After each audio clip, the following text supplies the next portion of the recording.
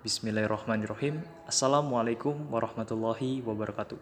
Perkenalkan, kami dari kelompok 2 yang akan menjelaskan materi tentang laju berkaitan, diferensial dan aproksimasi, dan materi nilai minimum dan maksimum.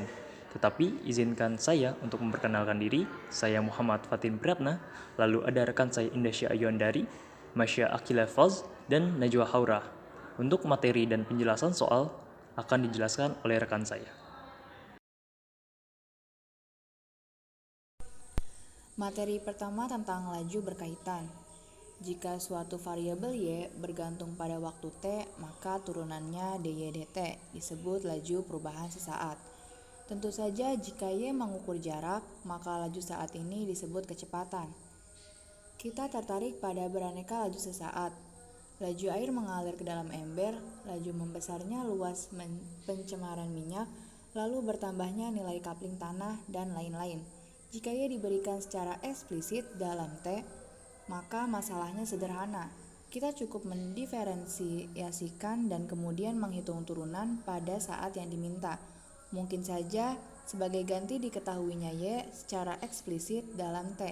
Kita mengetahui hubungan yang mengaitkan Y dan variabel lain X, dan kita juga mengetahui sesuatu tentang dx dt. Kita masih tetap mampu mencari dy dt karena dy dt dan dt dt adalah laju-laju yang berkaitan. Biasanya ini akan memerlukan diferensiasi implisit.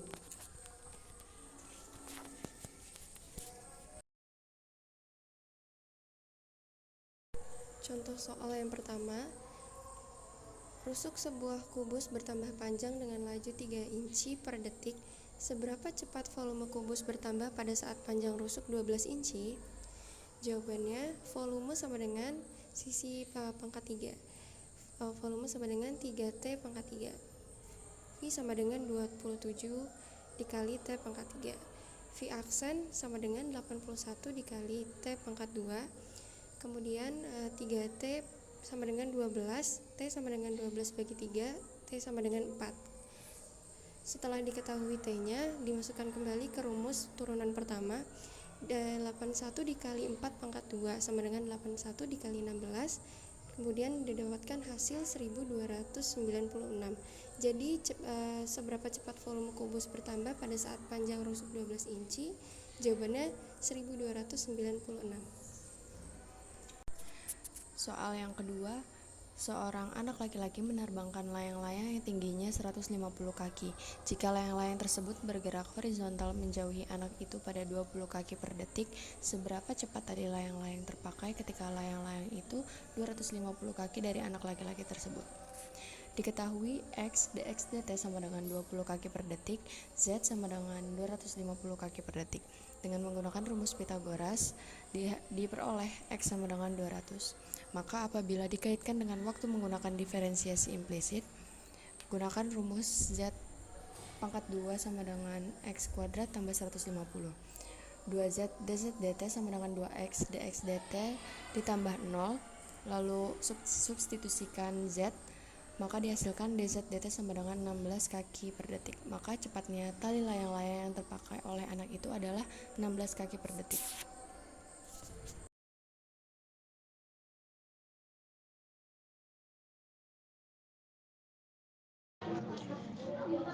Jari-jari sebuah lingkaran bertambah dengan kelajuan 2 cm per detik. Tentukan laju pertambahan dari yang A ini keliling lingkaran dan yang B luas lingkaran saat jari-jari 10 cm. Misalkan R adalah jari-jari lingkaran, maka pertambahan jari-jari lingkaran dr dt sama dengan 2 cm per detik. Untuk keliling lingkaran dengan rumus dk dt sama dengan 2pi dr dt. dk dt sama dengan 2pi dikali 2. dk dt sama dengan 4pi cm per detik. Jadi pertambahan keliling lingkaran adalah 4pi cm per detik. Untuk yang B luas lingkaran, dl dt sama dengan pi dikali 2r dikali dr dt. dl dt sama dengan pi dikali 2 dikali 10 dikali 2. dl dt sama dengan 40 pi cm kubik per detik. Jadi laju pertambahan luas lingkaran adalah 40 pi cm kuadrat per detik. Suatu cairan mengalir ke dalam tangki silinder vertikal yang mempunyai jari-jari 6 kaki pada laju 8 kaki kubik per menit. Seberapa cepat permukaan air naik? Tinggi di sini itu dH dt. dV dt sama dengan 8 kaki kubik per menit. V sama dengan pi R kuadrat dikali H. V sama dengan pi dikali 6 kuadrat dikali H. V sama dengan 36 pi dikali H. dV per dt sama dengan 36 pi dH dt. 8 sama dengan 36 pi dH dt. Jadi 8 per 36 pi sama dengan 2 per 9 pi. Dikecilkan kaki per menit. Jadi cepat permukaan air naik adalah 2 per 9 pi kaki per menit. Dari soal nomor 5 dapat diketahui bahwa seorang anak perempuan menerbangkan layang-layang yang tingginya 300 kaki. Jika layang-layang tersebut bergerak horizontal menjauhi anak itu pada 40 kaki per detik, seberapa cepat tali layang-layang terpakai ketika layang-layang itu 500 kaki dari anak perempuan tersebut? Untuk menyelesaikan permasalahan tersebut, kita dapat menggambarkan segitiga sebagai berikut. Karena yang dicari adalah seberapa cepat tali layang-layang terpakai, maka dapat kita notasikan sebagai dz dt. Lalu kita gunakan teorema Pythagoras sehingga kita dapatkan x kuadrat plus 300 kuadrat sama dengan z kuadrat. Kemudian kita kalikan kuadratnya menjadi x kuadrat plus 90.000 sama dengan 250.000. Kemudian x kuadrat kita kurangi setiap sisi yaitu dengan 90.000 sehingga kita dapatkan x kuadrat yaitu 160.000. Lalu kita akarkan kedua ruas sehingga kita dapatkan lagi x sama dengan 400. Setelah kita mengetahui x-nya tersebut, kita dapat tulis z kuadrat sama dengan x kuadrat plus 300. Lalu kita turunkan setiap sisi sehingga kita dapatkan 2z dz dt sama dengan zx dx dt sama dengan 0. Lalu kita masukkan dari nilai yang kita ketahui yaitu 2 dikali 500 dz dt sama dengan 2 kali 400 dikali 40 sehingga dapatkan 1000 dz dt sama dengan 320.000. Lalu kita bagi dz dt sama dengan 320.000 per 1000 sehingga kita dapatkan dz dt sama dengan 32 kaki per detik. Selanjutnya, diferensial dan aproksimasi. Notasi Leibniz d dx telah digunakan untuk turunan y terhadap x. Notasi d dx telah digunakan sebagai operator untuk turunan dari apapun yang mengikuti d dx terhadap x. Jadi d dx dan dx sinonim. Sampai sekarang kita telah memperlakukan d dx atau d dx sebagai lambang tunggal belaka dan tidak mencoba memberikan makna tersendiri pada dy dan dx. Dalam sebab ini kita akan memberikan makna terhadap dy dan terhadap dx. Misalkan, f adalah fungsi yang terdiferensiasi.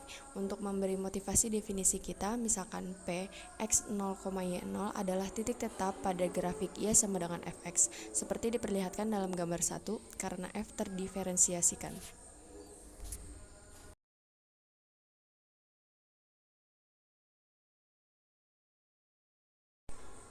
Limit delta x mendekati 0, fx0 ditambah delta x dikurangin fx0 per delta x sama dengan f aksen x0. Jadi, jika delta x kecil, hasil bagi fx0 ditambah x negatif fx0 per delta x akan bernilai kira-kira sebesar f aksen x0. Sehingga didapatkan fx0 ditambah x dikurangin fx0 sama dengan delta x f aksen x0. Ruas kiri ekspresi ini disebut delta y aksen. Ini adalah perubahan sebenarnya dalam y ketika x berubah dari x0 ke x0 ditambah delta x. Ruas kanan disebut dy dan dia bertindak sebagai aproksimasi terhadap delta y. Seperti ditunjukkan oleh gambar 2. Besaran dy sama dengan perubahan dalam garis singgung terhadap kurva p ketika x berubah dari x0 ke x0 tambah delta x. Ketika delta x kecil, kita harapkan dy adalah aproksimasi yang bagus terhadap delta y. Dan karena hanya berupa konstanta dikali delta x, perhitungannya biasanya lebih mudah. Definisi normal dari diferensial dx dan dy misalnya, y sama dengan fx adalah fungsi terdiferensiasi dari variabel bebas x. Delta x adalah pertambahan sembarang dalam variabel bebas x, dx. Disebut diferensial variabel bebas x adalah sama dengan delta x. Delta y adalah perubahan sebenarnya dalam variabel y ketika x berubah dari x ke x tambah delta x, yakni delta y sama dengan fx ditambah delta x dikurangi fx. dy disebut diferensial tak bebas y, didefinisikan oleh dy sama dengan f aksen x dx. Misalkan bahwa y sama dengan fx seperti diperlihatkan dalam gambar 3. Pertambahan delta x menghasilkan pertambahan berespondensi delta y dalam y yang dapat dihampiri oleh dy. Jadi, fx tambah delta x diaproksimasikan oleh fx ditambah delta x sama dengan fx ditambah dy sama dengan fx ditambah f aksen x delta x.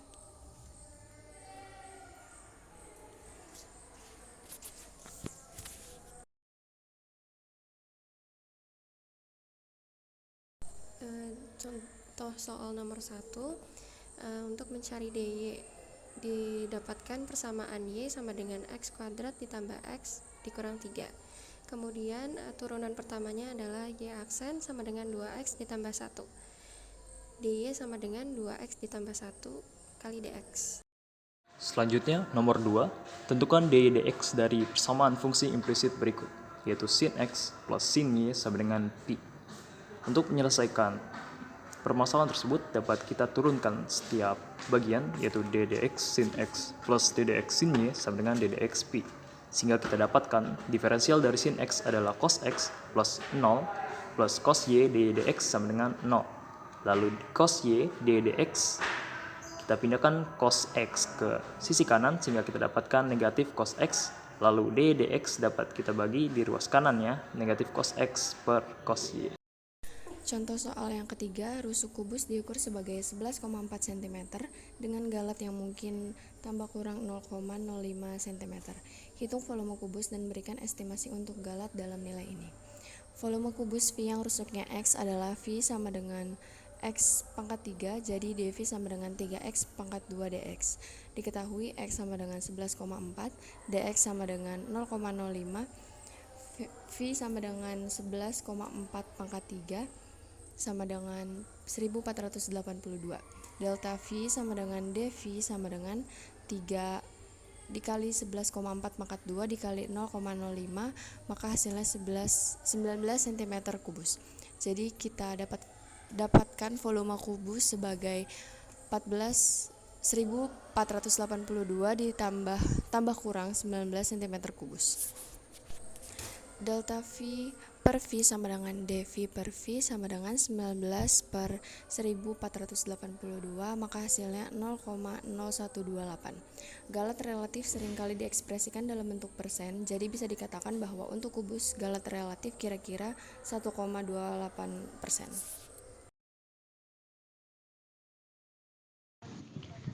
Jika diketahui fx sama dengan x pangkat 3 dikurang 2x pangkat 2 dikurang 5x ditambah 8. Nilai dari f aksen 2 adalah, jadi di sini yang ditanya itu adalah turunan dari fx dengan x sama dengan 2. F aksen x sama dengan 3 dikali 3x pangkat 3 min 1 dikurang 2 dikali 2x pangkat 2 min 2 dikurang 5 dikali 1x pangkat 1 ditambah 0.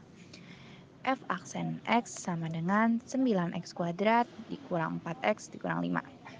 Nah, adapun dari F aksen 2 adalah 9 dikali 2 pangkat 2 dikurang 4 dikali 2 dikurang 5.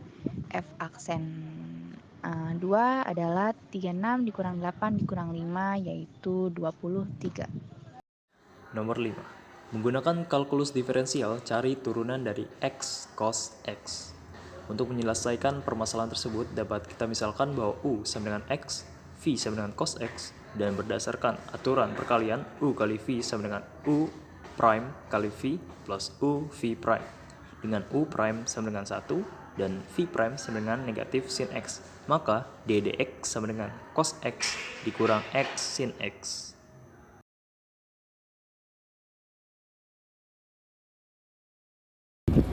Selanjutnya adalah penjelasan tentang nilai minimum dan maksimum. Misalkan kita diberikan suatu fungsi f(x) dan daerah asal S seperti pada gambar 1. Sekarang kita memiliki 3 pertanyaan. Yang pertama, apakah f(x) memiliki suatu nilai maksimum atau minimum pada S? Pertanyaan kedua, jika f(x) mempunyai suatu nilai maksimum atau minimum, di manakah nilai-nilai tersebut dicapai? Untuk pertanyaan ketiga, jika nilai-nilai itu ada, berapakah nilai-nilai maksimum dan minimum itu? Menjawab ketiga pertanyaan ini merupakan sasaran utama subbab ini. Kita mulai dengan memperkenalkan kosakata yang tepat. Misalkan X, misalkan S, daerah asal F mengandung titik C, kita katakan bahwa yang pertama FC adalah nilai maksimum F pada S jika FC lebih dari sama dengan Fx untuk semua X di S. Dan yang kedua, FC nilai minimum F pada S jika Fc kurang dari sama dengan Fx untuk semua X di S. Dan yang ketiga, Fc adalah nilai ekstrim F pada semua S jika ia adalah nilai maksimum atau nilai minimum. Dan yang keempat, fungsi yang ingin kita maksimumkan atau minimumkan adalah fungsi objektif.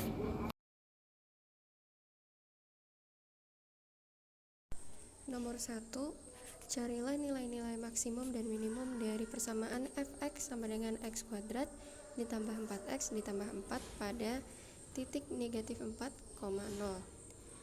Titik ujungnya diketahui titik ujungnya negatif 4 dan 0. Titik stasionernya f aksen x sama dengan 2x ditambah 4 sama dengan 0. 2x ditambah 4 sama dengan 0, x sama dengan min 2. Kemudian ada titik kritisnya, yaitu didapatkan negatif 4, 0, dan 2. Substitusikan titik kritis tersebut ke dalam persamaan fx sama dengan x kuadrat ditambah 4x ditambah 4. Kemudian didapat jika x-nya sama dengan negatif 4, maka y-nya sama dengan 4. Kemudian jika x-nya 0 ditambah y-nya 4. Kemudian jika x-nya negatif 2, didapatkan y-nya 0. Jadi nilai maksimum yang didapat adalah 4 dan nilai minimum yang didapat adalah 0.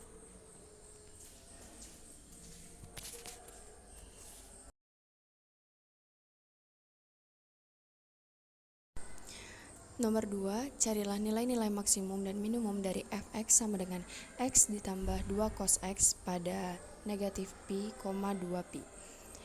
Turunan pertamanya menghasilkan 1 dikurang 2 sin x yang terdefinisi pada min pi, 2 pi dan 0 ketika sin x sama dengan setengah.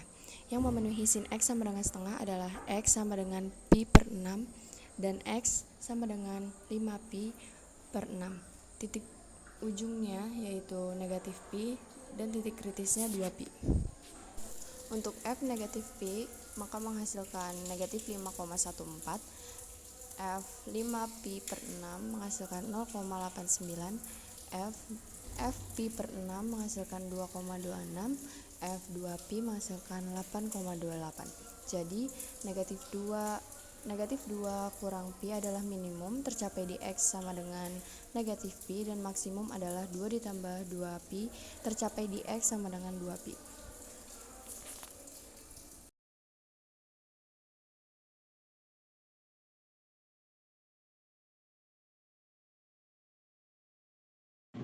Selanjutnya adalah nilai dari maksimum dan minimum. Carilah nilai maksimum dan minimum dari hx sama dengan x kuadrat ditambah 3x pada min 2,1. Adapun titik ujung di sini adalah min 2 dan 1 dan titik-titik stasioner yaitu h aksen x sama dengan 2x plus 3. Nah, 2x plus 3 sama dengan 0 dan diketahui di sini jadi x adalah min 3 per 2. Untuk titik kritis yaitu ada min 2, min 3 per 2 dan 1. Untuk H sendiri di sini untuk H min 2 sama dengan min 2 pangkat 2 ditambah 3 min 2 sama dengan min 2. Untuk H min 3 per 2 yaitu min 3 per 2 kuadrat ditambah 3 dikali min 3 per 2 menjadi min 9 per 4. Untuk H1 sama dengan 1 kuadrat ditambah 3 dikali 1 yaitu 4. Jadi nilai maksimumnya adalah 4 dan nilai minimumnya adalah min 9 per 4.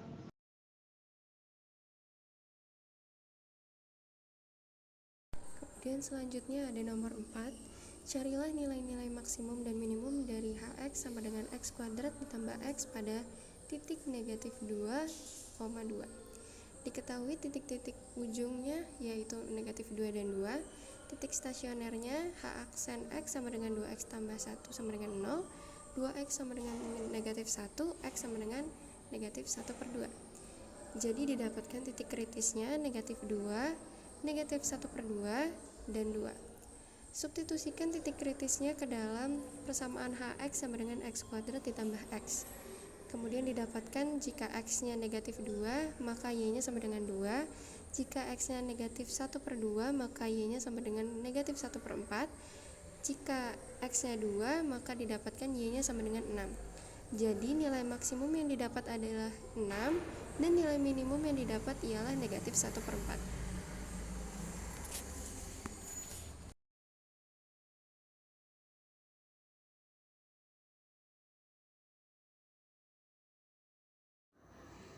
Nomor 5. Tentukanlah nilai maksimum dan nilai minimum dari fungsi f dengan fx sama dengan negatif 2x kubik plus 3x kuadrat di i sama dengan negatif 1,2. Dapat kita ketahui bahwa titik-titik kritis pada persamaan tersebut adalah negatif 1, 0, 1, dan 2. Dengan kita substitusi dapat kita ketahui bahwa f min 1 sama dengan 5, kemudian f0 sama dengan 0, f1 sama dengan 1, dan f2 sama dengan negatif 4. Jadi nilai maksimum fungsi f di i adalah 5 dicapai ketika x sama dengan 1 atau titik ujung kiri dari i. Nilai minimum fungsi f di i adalah negatif 4 yang dicapai ketika x sama dengan 2 atau titik ujung kanan dari i.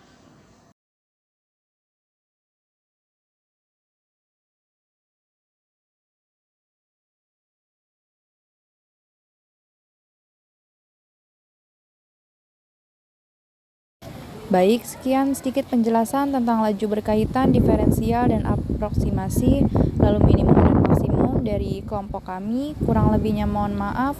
Wassalamualaikum warahmatullahi wabarakatuh.